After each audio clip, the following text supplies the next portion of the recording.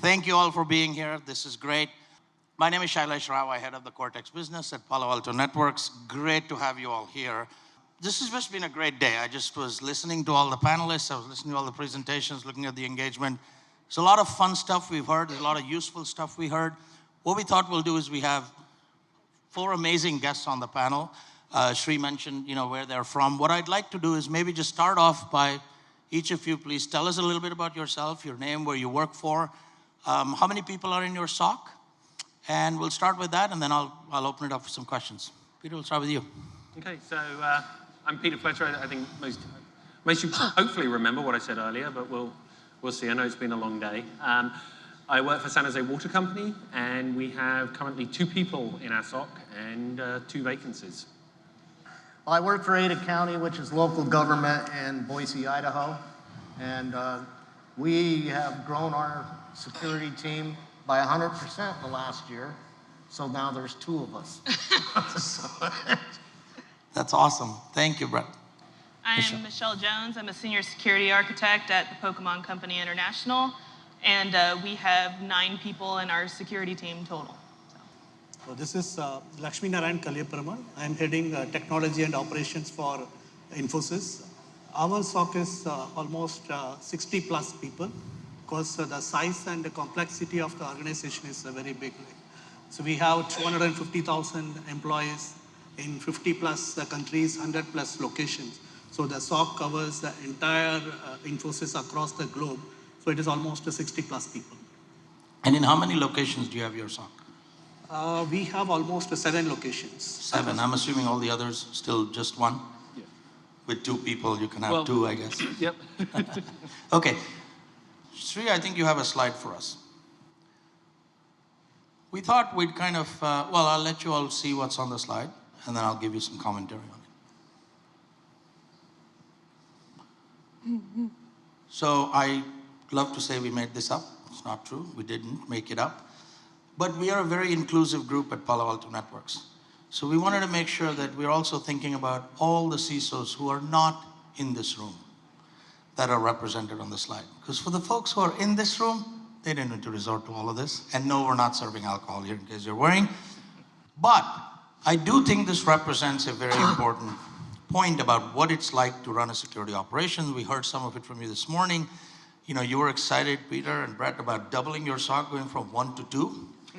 And we've talked about alert fatigue. We've talked about all this. So what keeps you up at night? Michelle, what keeps you up at night? I mean, I know what keeps my kids up at night, which is finding the next Pokemon. But what keeps you up at night?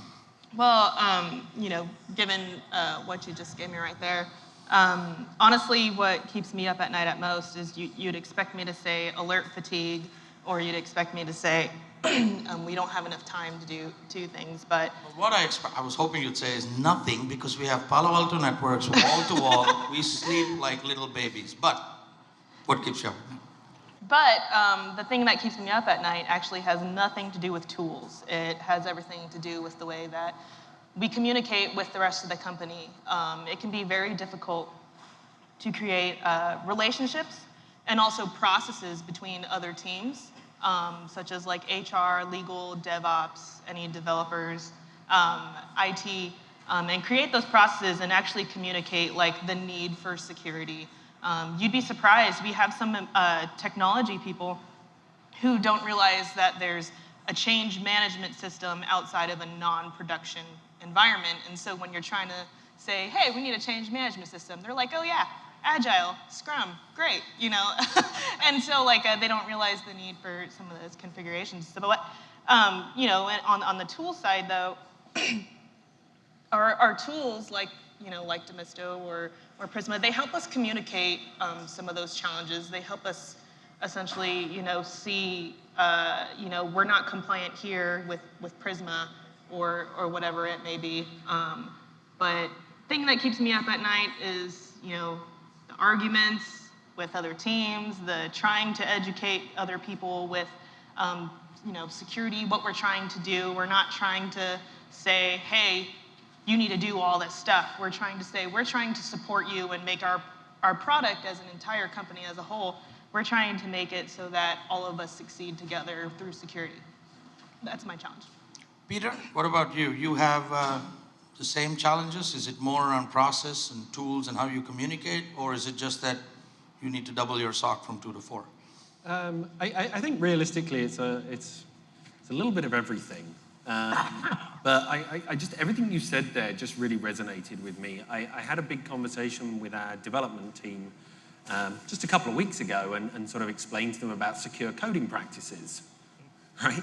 And they were, well, if you want to do secure coding practices, then you need a SecOps team. You can't expect us to do it. And so this availability, the idea between confidentiality and availability, right? The more confidential you make something, the less available you make it. And whenever you're dealing with any of the teams, whether it's any of the production teams or it's HR or it's any of those groups, the more I try and say, look, I need this to be confidential. We need to make sure that we improve the security around that. Their instant response is, well, you're making this unavailable. We can't possibly do that. That's too much of an extra step. It's too hard for us to have to click on our phone to accept the MFA after we've logged in. That's just too much extra work. So it is that communication between the teams. I can put all the tools I want, and Palo Alto is great. And I'm in the wrong place to say anything bad about them, right? But Palo Alto is great, and it does an awful lot of stuff, but it doesn't stop the person sitting behind the screen looking at a web page and going, oh yeah, I'm going to enter my corporate credentials into here. I'm going to click on this link. I'm going to download this software. And that education gap, that trying to make sure that the user doesn't screw up, and the user might be someone in finance, it could be one of the developers. Whoever it is, that for me is the biggest keep awake moment at night.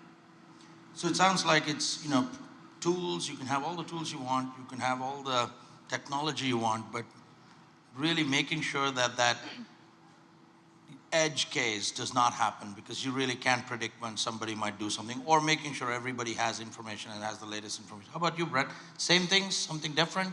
Again, public services, is it different, or is it the same as in a corporate environment like Pokemon? I really believe it's somewhat different, because we have 700 law enforcement officers out on the street, and they're 24/7, and we're not 24/7. And so you have to, balance the need for public safety and balance the need for cybersecurity on their tablets that are in their cars. Because if their communications fail because of something you configured, they no longer know what type of person they just pulled over. And so then you're putting law enforcement's, safety at stake, and possibly the person they pulled over, safety at stake. So I think that's one of my biggest concerns, is making sure that those police cars and the tablets that they run have all the connectivity they need while still being able to secure that connectivity and that endpoint of itself. And other than that, I have a Yorkie and a Chihuahua. They keep me up. That's a good problem to have, I think. So again, another different, we'll come back to this in a bit, but there's also the idea of just how mission critical is the SOC. Of course, security operations is always mission critical, but in some cases it might be, loss of IP versus loss of life. Right. And we can't put them on the same spectrum. So Lakshmi, what about you? Again, I think you have the largest SOC of any company on this panel.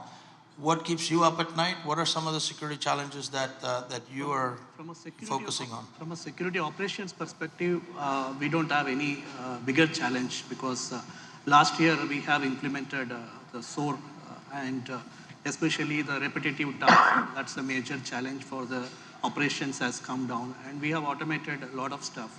But the challenge is because the people is the weakest link in the security. So social engineering attacks on the people and cloud-related misconfigurations, using IoT and attacking the infrastructure, and something like these three are major challenges for us. But from operations perspective, we have very, very less challenges. We are looking for more and more integrations with the SOAR capabilities. I think we are in the right path. So the challenge from the operations perspective is very less. Okay.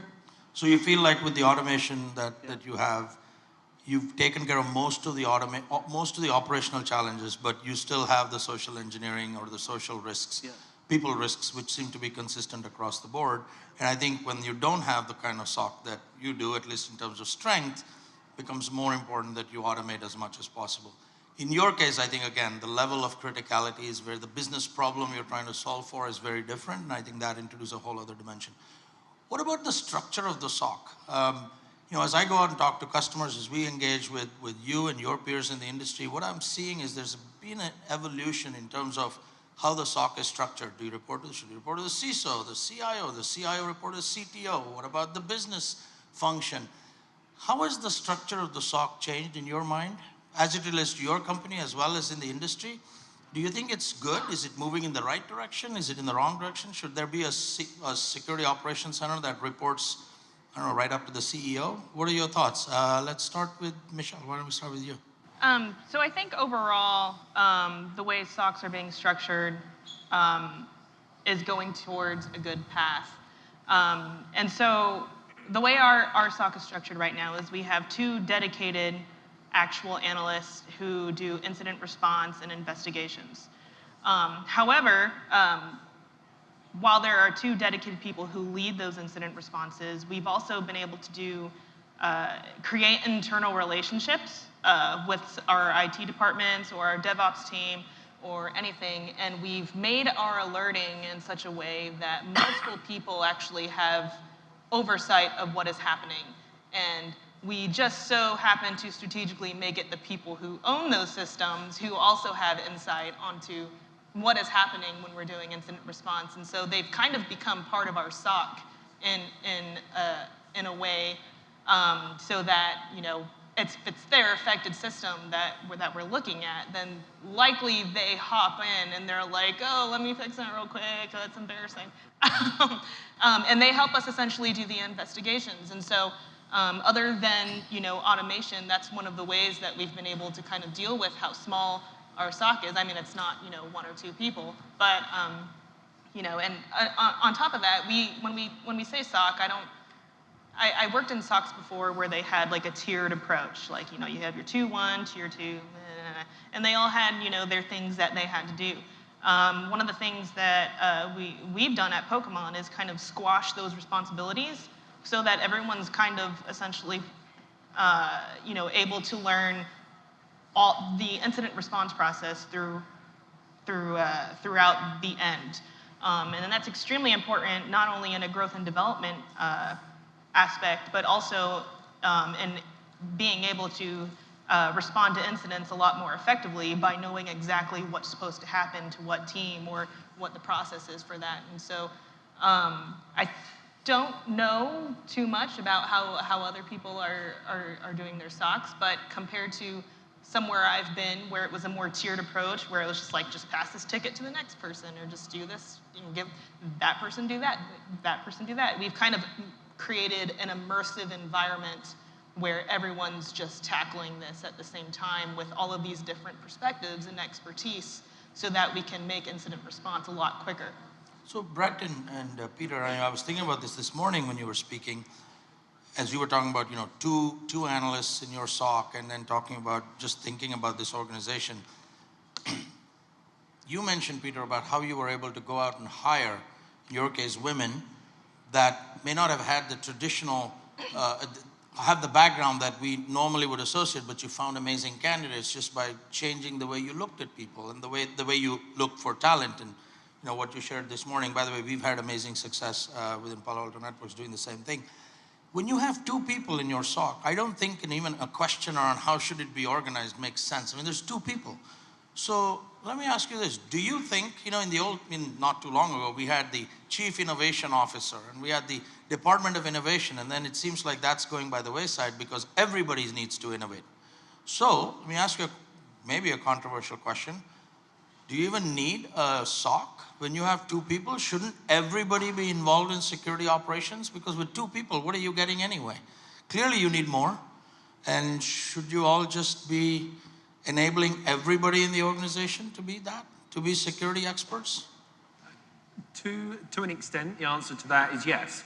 Everybody should have a level of security expertise and be able to to solve what was traditionally like a T1 problem, maybe even a T2 problems, because it should just be part of your everyday job now to think, yeah, not only am I in finance and doing the year-end accounts, but I'm doing this securely, and I'm getting a bizarre email saying that our CEO wants everybody's W-2 emailed to him. Oh yeah, no, I'm not going to do that. So I think from that respect, the answer is yes. But then when you get down into the more complex, the more analytical and remediation side of things, you do need that sort of operations center. The question you kind of posed a little bit earlier was where should that sit? Now, for myself, I report into the VP of IS, and we have long discussions about the fact that my goal is effectively to stop him doing his job, and his goal is to stop me doing my job. He wants to roll everything out right now and get the tick in the box and say, yes, it's done and it's in and it's working. And I want to put the brakes on and say, no, let's do all the security implications before we roll it out. So there's that conflict between him pushing to get it done and me pushing to slow us down to make sure that we get the security side right. One of the things we're looking at is moving all of the risk elements, so that's the cybersecurity, the physical security, the health and safety, into a risk department that can then be independent of the areas that they're supporting, that will reduce that friction. Don't know how well it may or may not work, but it's a good plan to look at that and involve it. So create a risk department that's a little centralized, that is more than, that isn't responsible for the security operations per se, but is generally responsible for maintaining the overall, looking at risk overall and maintaining your security posture. Correct. Potential. Correct. Brett, is that something you guys are thinking about as well? Oh, we're in kind of a different environment because no matter what your title is, you're still not an elected official. And they are the data owners, period. And so, you know, as far as the SOC, you know, we have kind of tied in our infrastructure group to be a part of it as far as, you know, rollouts, configurations, brand new products.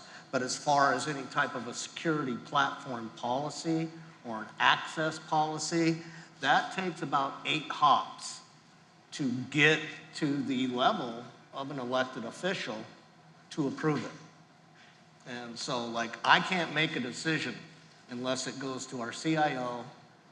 He agrees with it, then it goes to the commissioners. But then the elected prosecutor may not agree with what the commissioner said.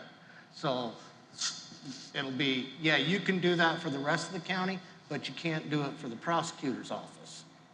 Understand. And so it's quite a challenge. So we try to bring in as many experienced infrastructure people to at least help us in the actual rollout and builds of our environment, but not to get into the analytical aspects of security and the prevention policies and the logging policies. That's pretty much on me and my partner. That's a good point. In your case with public officials, but I'll tell you, having again, globally visiting customers, you're not alone.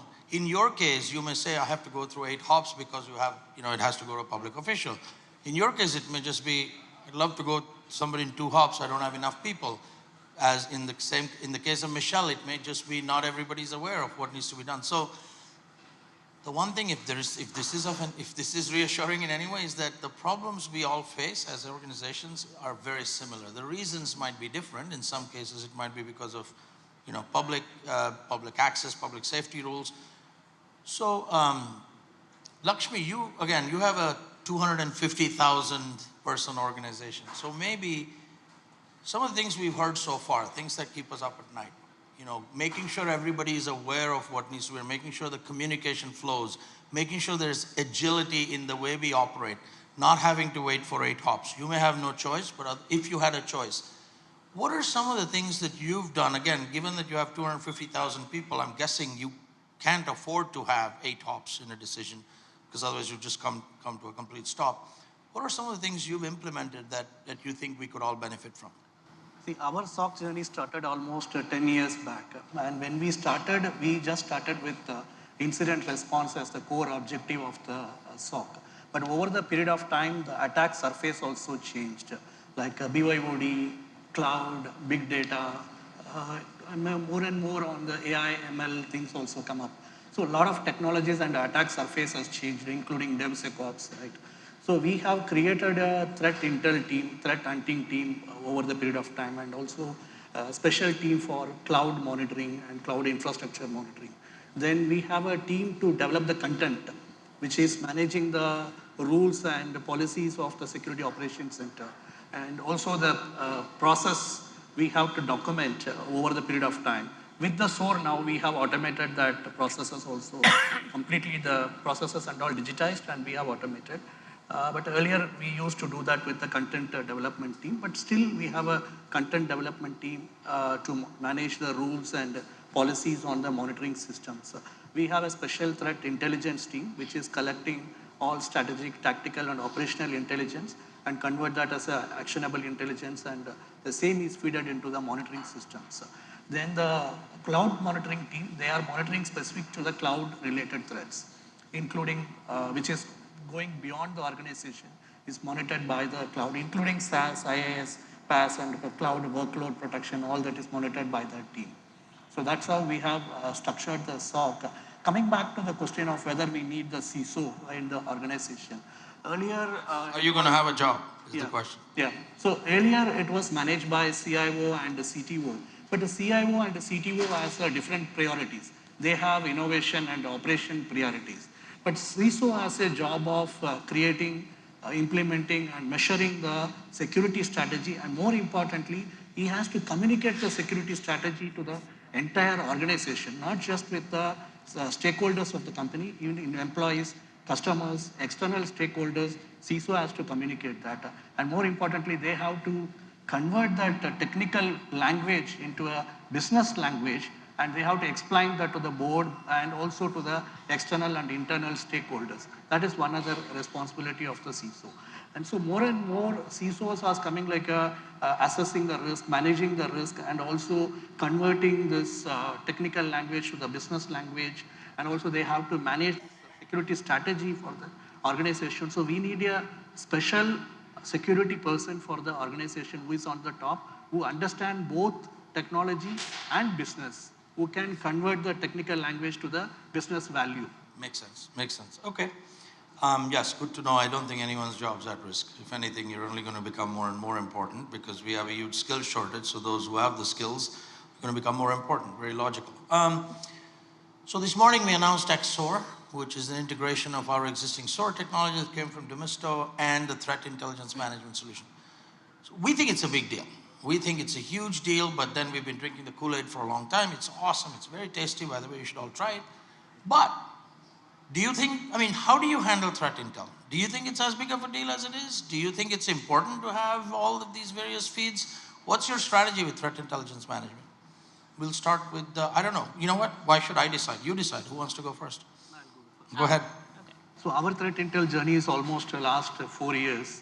So we started with manual threat intel, and then we converted to a threat intel platform, and actionable intelligence is coming to the monitoring system. So this was the 4 years backstory.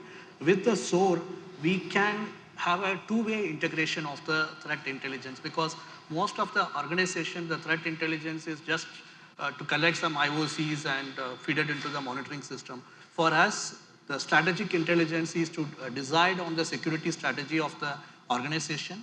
Operational intelligence will decide what is my high priority threat to the organization. So, what the Security Operations Center has to focus on the threats perspective, or what are my top 10 or top 20 threats to the organization. So that information is coming from the threat intel platform. Most of the organizations, they are not implementing the relevant intelligence. Just connected open source and commercial feeds, and which is going to the monitoring system. No one is monitoring that. So in our case, we have specialized team which is collecting the intelligence, and also they are doing the research whether it is relevant to the organization. Then that relevant intelligence has to go into the monitoring system. Then you can avoid false positives and duplicate incidents. So Michelle, I'd like to kind of piggyback. Your thoughts on it, yeah? I'd like to kind of piggyback off of what he said. I got an email invite for a Black Hat talk like last week or the week before. and one of the things it said is that threat intelligence is often commoditized as IP addresses, domains, hashes, URLs. But in reality, that's all just threat data. It's not threat intelligence at all. And so I really appreciate his answer, first of all. So I was in the military for 7 years and part of the intelligence community. And basically, there's 3 levels of threat intelligence, and that's strategic, operational, and tactical, in which you mentioned operational. But essentially, what we should do with this data is not call it threat intelligence, but the result of the analysis of this data is threat intelligence, and it's how threat intelligence is used to inform decision makers of what the best possible route is or how they should change. So in a strategic sense, how is the company making changes based on the threat landscape? For operational is, how is, the director of InfoSec or the CISO making operational changes based on what type of threat intelligence they get from the data that they're getting. And then on a tactical level, I just actually met with Insights, and we use Recorded Future. That's very tactical intelligence to help the SOC or to help security professionals make decisions based on the threat intelligence, all the data that you're getting from that threat feed. And so I think that threat intelligence in general is just miscommunicated as for what it actually does. And its intention is to put data in a meaningful way to help leaders or decision makers to make better informed decisions instead of just blocking stuff willy-nilly. You're blocking something for a reason, or you're making a decision for a certain reason based on the threat landscape. So Brad and Peter, what I think I heard was that, hey, threat intelligence by itself may be an oxymoron in some cases. It's really threat data, and then you have to do things to make it intelligent. You may have to prioritize, you may have to make sure the rest of the systems are in place. What are your thoughts on it? Do you use threat intelligence today, and do you think it's just threat data, and do you make it intelligent? If so, how? We use threat analytics, is what I prefer to call it, because then it is data, and being able to see what that data is doing. Where did it start? Where did it try to go? What did it try to do? And that way it helps us, like Michelle said, is we can go to the decision makers. Like right now, early voting has started in Idaho. Well, the threat landscape changes when voting is going on. Now this summer, there's no voting. November, Really? Interference in elections? No. Well, is that a thing? I'm not sure that the Russians know where Idaho is, but it does in an we do in an .gov, so it's pretty easy to find. But so the landscape changes depending on what is going on. Even with the hacktivism world, if they see an article online of police brutality in Idaho, they may not care that it was 400 miles away from us. They find out that we're the largest law enforcement agency in the state. So that's a different threat landscape. So I think being able to see all the traffic, all the data, and being able to analyze exactly what it's trying to do or accomplish is key. Threat intelligence, I sometimes look at TV shows where within 2 seconds they're via just an IP address, they're at somebody's house. And I'm like, well, yeah, you can't do that. How about you, Peter? Threat intel? Yeah, I mean, the Yes, problem is why? So the problem is I've got 3 smart people sitting to my left, and I think they've said everything. So there's not really a lot to add. Just to kind of expound very slightly, the threat intelligence that we use manually is the current news articles, like you were talking about with elections and voting going on. It's that sort of extra bit of awareness of the social environment at any given point in time that enables you to kind of direct your thought process a bit more. I'm not sure how you get something like, by the way primary voting is happening, to fall into an automated process. But that's kind of the manual side of it, and maybe that just stays as a manual side where it gives you just an ability to sit there and say, okay, my mind's going to focus a little bit more this way. So when I look at the results of all the threat data that come in, all the analytics that's coming in, all of the log data that's coming in, when I'm looking at all that, I'm going to review that in my mind with the fact that voting's occurring at the moment in mind, and that kind of directs the human to look at it maybe in a very slightly different way. Interesting. Okay, I have one last question and then we'll wrap it up. So we've talked about tools, we've talked about it earlier today, we've talked about integrating SOAR and TIM and all the stuff with XDR. You heard all the various speakers talk about it. How do you keep all of these tools? Tell us a little bit, maybe if you can, just maybe an order of magnitude, how many different tools you have in the SOC? I'm particularly curious about the two of you since you have 2 people. So what's your tool per person average? That would be very interesting to understand. But more importantly, how do you integrate all of these and keep all of these tools working together? And do you think you're already there? And if you are, what did you do that made it that way? So we'll start with you, Brett. We've consolidated into almost a pure Palo Alto network platform.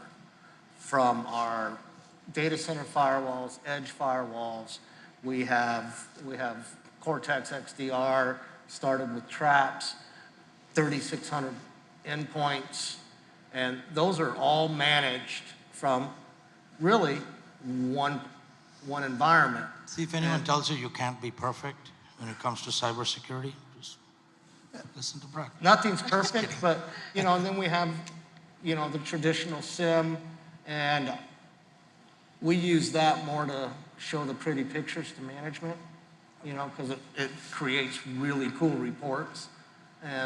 But we've been lucky in that realm where we don't have massive numbers of different products and different tool sets and all of this that we have to look at. There's a couple, but those are more tied into our overall security platform, so we're still not having to go elsewhere. So and then, of course, our personal tools that we like. So clearly that's one way to make sure that your tools work together is just have fewer variants in the number of tools you have, whether it's from us or somebody else, totally fair. How about you? Less tools, and if not, how do you make them work together? I think we're pretty similar here. Yeah, we have a SIM tool that gets a bunch of stuff thrown into it. We have a network monitoring tool, a bandwidth allocation tool. We have a tool that goes through and does our vulnerability scanning for us. All of that does tend to pull into the SIM tool that we use. And then our entire environment is Palo Alto, right? We have the same edge firewalls, east-west firewalls, all of those. Every endpoint's trapped. All of that throws up into Cortex, and that gives us a nice consolidated location to view things. You also asked if we were there yet. No. And I think if I'm sitting here in a year's time and you say, are you there yet? I'm going to say no. And in fact, the day I retire, if you say, are you there yet? I'm going to say no. Because I don't think we'll ever get there. And that's sort of one of the things to remember is that you're chasing after a moving target all the time. Are we going to be better next year than we were last year? Absolutely. Are we going to be better the next year? Absolutely. And tools like Cortex help us to be better at getting everything in a single location. And the more things that we can pull into that one place, the more different places that we get our data from that wind up in that one location, the easier it is for us to manage all of that. Okay, Michelle? So How many various tools do you have to deal with? So some of those tools are shared, but probably from our team specifically that's been onboarded, maybe like 7. I don't know, 7. something like that. So, the basis of it is the definition of SIM has changed over time. What a SIM is completely different from what it was before. So when I was looking for a SIM, it was kind of what's going to be scalable in the next 10 years. And so all the tools that I were looking for are tools that needed to be extremely flexible with the changing pace of technology. And so, Demisto versus another very well-known tool, SOAR tool, Demisto was able to essentially allow us to be a lot more flexible than the other tool that shall not be named. And then our SIM, before XDR came out, unfortunately, we have Sumo Logic, which is fantastic because of the flexibility. It's like what you can do with that data. So, taking away, thinking about how a SIM has just drastically changed over time, that flexibility was extremely important for us in kind of figuring out how we were going to connect all of our tools. And so I mentioned Demisto and I mentioned Sumo Logic is because everything in our environment touches one of those things for visibility purposes, whether that be SharePoint, Active Directory, or logs from this or logs from that, or from our other tool, our EDR solution, feeding into either Demisto or Sumo Logic to do a certain task. And so, we've connected it in such a way or that way, so we ensured we'd have visibility, but, Demisto is kind of our handhold to automating some of the menial tasks that we essentially don't want to do. And what I mean by flexible with Demisto is, sorry for rambling, guys. This is really exciting. Demisto, our EDR is CrowdStrike, and they're in a beta phase for essentially every time files are written into a USB, and you can get an email alert from it, and we all hate emails. So what Demisto can do essentially is extract all the information from that email and then put it into what we do specifically as a Slack channel to kind of tell us like what is going on. And so already by that way, we've been able to use Demisto to add additional context to that particular alert, right? So like if that alert didn't provide the username or whatever, we could essentially use Demisto to go into Active Directory. We can use it to pull information from Sumo Logic. We can use it to pull information here, add additional context to that alert. And then eventually, which would be really fantastic, is I could just push a button saying email that person and remind them about our classification severities, or just completely ignore that they did this. And it's those situational based alerts that are actually the most valuable, and because a lot of people talk about actionable alerts, but that's where we get a lot of. I just rambled on. I'm so sorry. No, that's okay. I was thinking. Question. I was hoping the XDR. I was hoping that the XDR and XSOAR product managers, at least somebody's in the audience, because I heard a few enhancement requests in there in the product. I had a few product requests, so hopefully you're in there. We'll make sure we get those. But what I heard clearly is, hey, get more of those data sources in, so that we can create that single pane of glass or single source of truth or whatever you want to call it, and make it more flexible, more actions at the end, whether it's emailing somebody or not. So. Right. Last round, we'll start with you, Lakshmi. I want to give all of you 30 seconds, and I want you to tell this audience, based on your experience, whether with our products or not, doesn't matter. It's got nothing to do with whether it's our products, but from the experience that you've had, because this is, again, we're here to share and learn. 30 seconds, one tip, actionable insight that they can take away based on your experiences. We'll start with you, Lakshmi. 30 seconds, I'm going to do this at 30 seconds. From my experience, the automation, the pure automation is a key thing.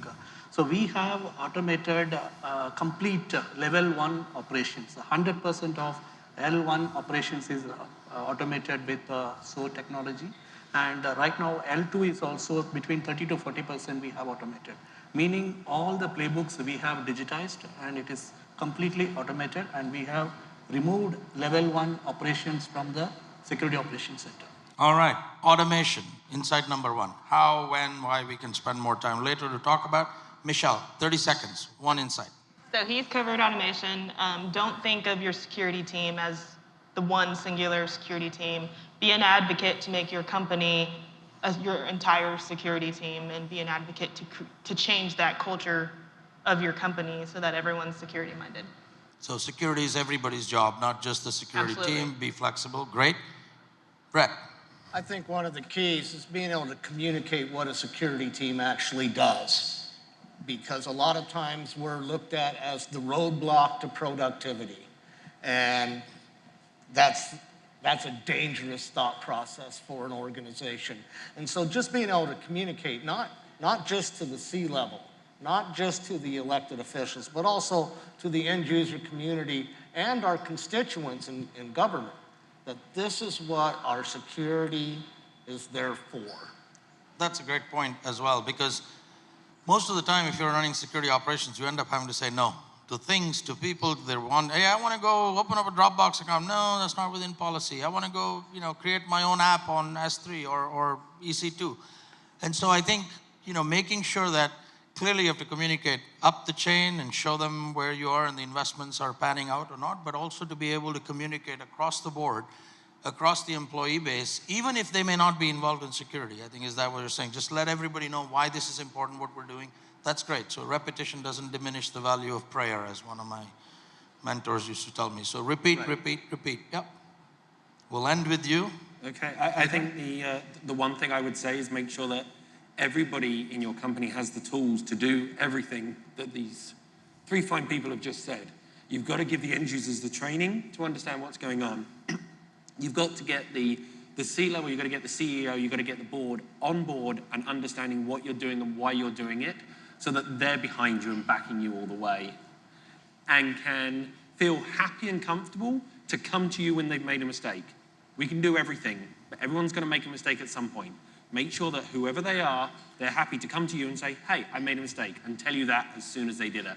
That's great. Be an enabler, as we heard the gentleman from the CIA talk about, and he referred to it in the whistleblower context. But I think that's what you're referring to. Make sure that if you communicate this right and have all the automation that removes the mundane tasks off, so people feel they're adding value on the things they do, and you have the way to, flexibility and let everybody know what's going on, they'll be more trusting of you and of the operations team to come and tell you when something's messed up. Well, thank you for your time. I really want to give all of these fine folks here a big round of applause. Thank you all very much. Yes, thank you for, I heard a gentleman from CIA talk about opportunity costs. Thank you. You could have, again, been anywhere else. You chose to be with us. We really appreciate that.